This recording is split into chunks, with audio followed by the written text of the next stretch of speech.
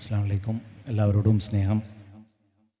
എനിക്കൊരു സന്തോഷമുള്ളത് എന്താണെന്ന് വെച്ചാൽ, സാധാരണ ഞാൻ വരുന്ന പരിപാടികളിലൊക്കെ എന്നെ വിളിക്കുന്ന ആൾ പറയുക, എല്ലാവരും കുറേ സംസാരിച്ചു, ഞാൻ സംസാരിക്കാൻ വേണ്ടി കാത്തുകയായിരിക്കും. അപ്പോഴാണ് പറയുക, ഇനി ബിൻസി നമുക്ക് വേണ്ടി കുറച്ച് സംസാരവും പിന്നെ കുറേ പാട്ടും പിന്നെ കുറച്ച് എന്തെങ്കിലുമൊക്കെ ആയിട്ട് അടിസ്ഥാനപരമായിട്ട് പാട്ടായിരിക്കും കേൾക്കേണ്ടി വരിക.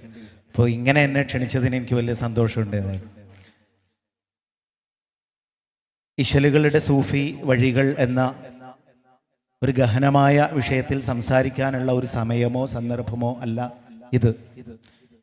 എങ്കിലും കണ്ടെടുക്കപ്പെട്ട കൃതികളിൽ ആദ്യത്തേതെന്ന് പറയുന്ന മുഹീദ്ദീൻ മാല മുതൽ ഇന്നിപ്പോൾ തുടർന്നുകൊണ്ടിരിക്കുന്ന മാപ്പിളപ്പാട്ട് എന്ന ബൃഹത്തായ ആ പദ്ധതിക്കകത്തും അതിന് പുറത്തുമായിട്ട് നമ്മുടെ ഈ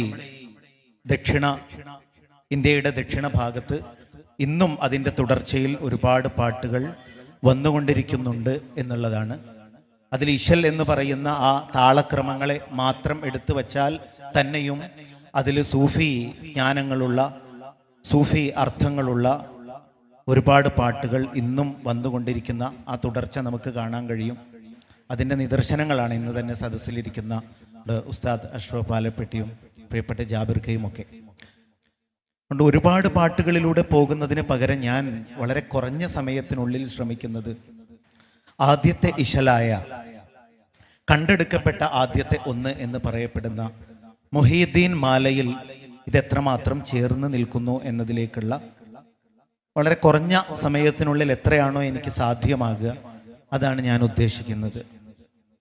ഖാലി മുഹമ്മദിന്റെ മുഹീദ്ദീൻ മാല അനുഷ്ഠാനത്തിന്റെ ഭാഗമായും ആചാരത്തിന്റെ ഭാഗമായും പിന്നെ കേരളത്തിൽ പണ്ട് തൊട്ടേ നിലനിൽക്കുന്ന ദൈവശാസ്ത്രപരമായ മീമാംസാപരമായ ചർച്ചകളുടെ തർക്കങ്ങളുടെ ഭാഗമായിട്ടൊക്കെ മുഹീദ്ദീൻ മാല നമ്മൾ പണ്ട് തൊട്ടേ കേട്ടുകൊണ്ടിരിക്കുന്നുണ്ട്.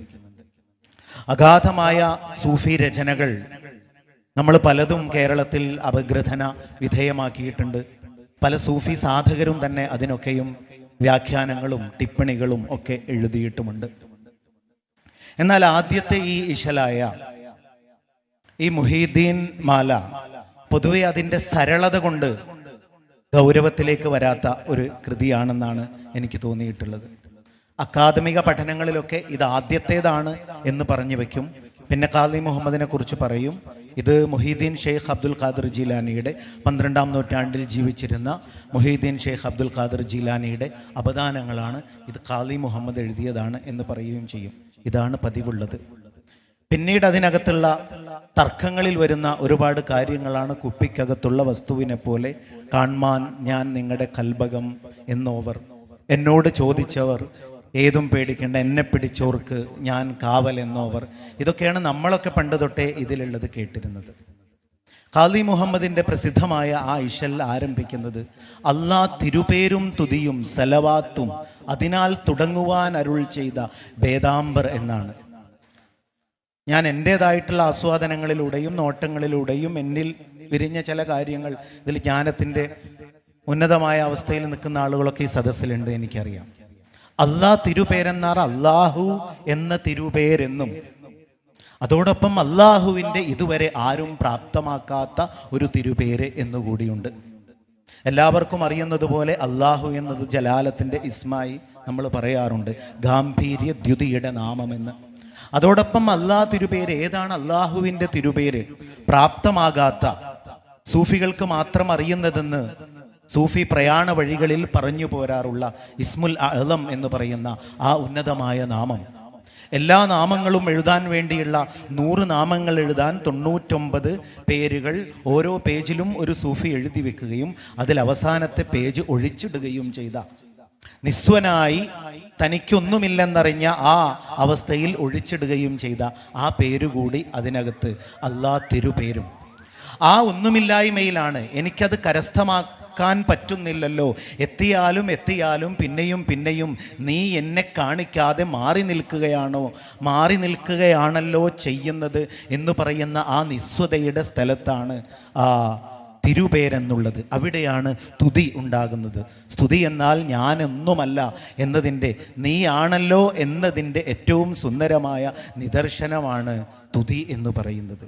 അല്ലാ തിരുപേരും തുതിയും സലവാത്തും ഈ തുതിയിൽ ഈ താൻ ഒന്നുമല്ലെന്ന ആ സ്തുതിക്കുന്ന ആ മനോഹരമായ അവസ്ഥയിൽ ആ പ്രാപ്തമാക്കേണ്ട പ്രണയപ്പൊരുളുമായി സംഗമിക്കാനുള്ള വഴി സ്വലവാത്തിലൂടെയാണ് സാധ്യമാകുക എന്ന് അദ്ദേഹം പറഞ്ഞു വെക്കുന്നു. സ്വലവാത്ത് എന്നതിൻ്റെ അതേ നിരുക്തി തന്നെയാണ്, പദനിരുക്തി തന്നെയാണ് സ്വിലത്ത് എന്നതിലുമുള്ളത്. അത് ഒരു ചേർക്കലാണ്. ആകാശവും ഭൂമിയും തമ്മിലുള്ള, തന്നിൽ തന്നെയുള്ള ഭൂമിയും തന്നിലെ ഹൃദയാകാശവും തമ്മിലുള്ള ഒരു വല്ലാത്ത ചേർക്കൽ കൂടിയാണ് സ്വലവാത്ത് എന്ന് പറയുന്നത്. ആ സ്വലവാത്തിനെ ഏറ്റവും സുന്ദരമായി പാനം ചെയ്യാൻ പഠിപ്പിച്ചവർ മഹാഗുരു പരിശുദ്ധ റസൂൽ മുഹമ്മദ് സല്ലല്ലാഹു അലൈഹി വസല്ലം.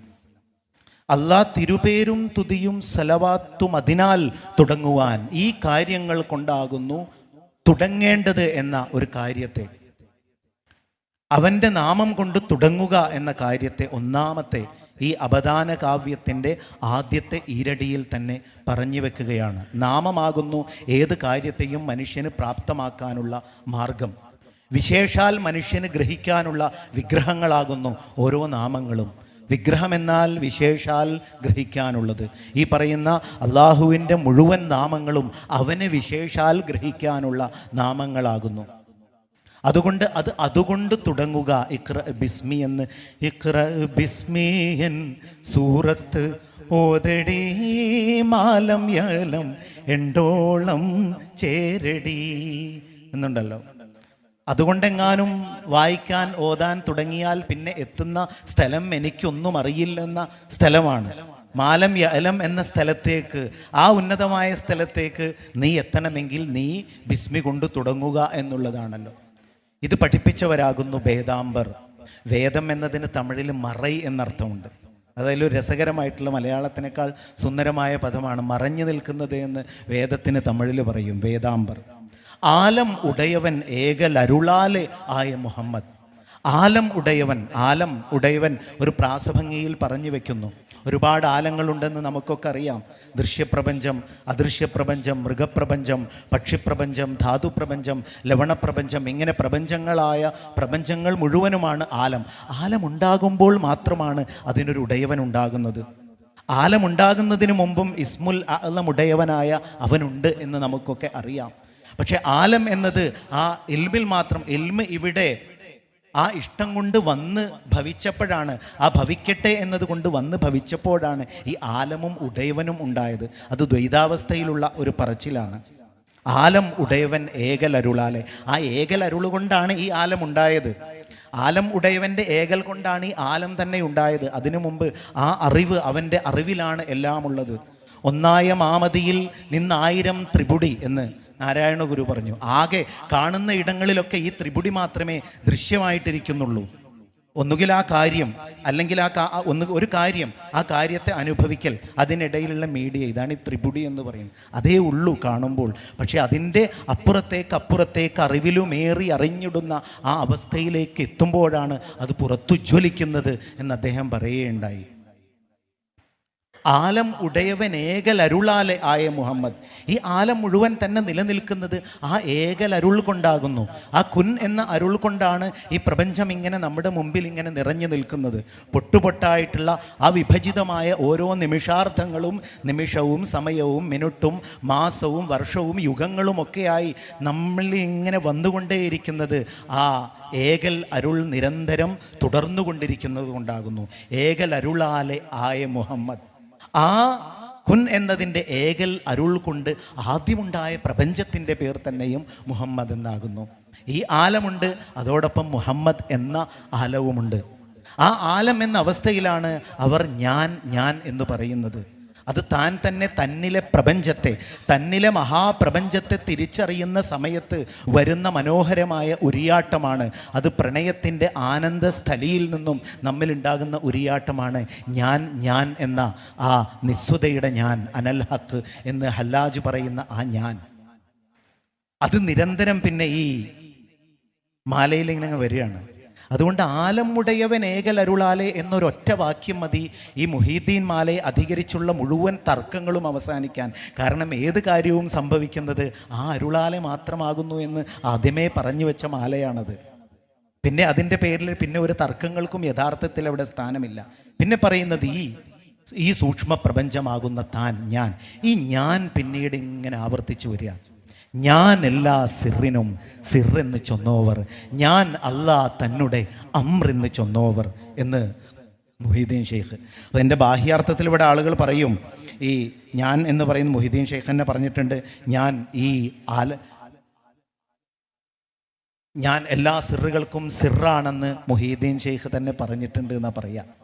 യഥാർത്ഥത്തിൽ അവിടുന്ന് പറയുന്നു, ഞാൻ എന്ന രഹസ്യമുണ്ടല്ലോ അതെല്ലാ സിറിൻ്റെയും സിറാകുന്നു. ഞാൻ അല്ലാ തന്നുടെ അമ്രെന്ന് ചൊന്നവർ. എന്താണ് ഈ ഞാൻ എന്ന രഹസ്യത്തിലേക്ക് നിങ്ങൾ ഊളിയിട്ടാൽ നിങ്ങൾക്ക് മനസ്സിലാകും, ഞാൻ എന്നാൽ അവൻ്റെ രഹസ്യമല്ലാതെ വേറെയൊന്നുമല്ലെന്ന് മുഹീദ്ദീൻ ഷെയ്ഖ് പറയുകയുണ്ടായി എന്ന് ഖാലി മുഹമ്മദ് പറയുകയാണ്.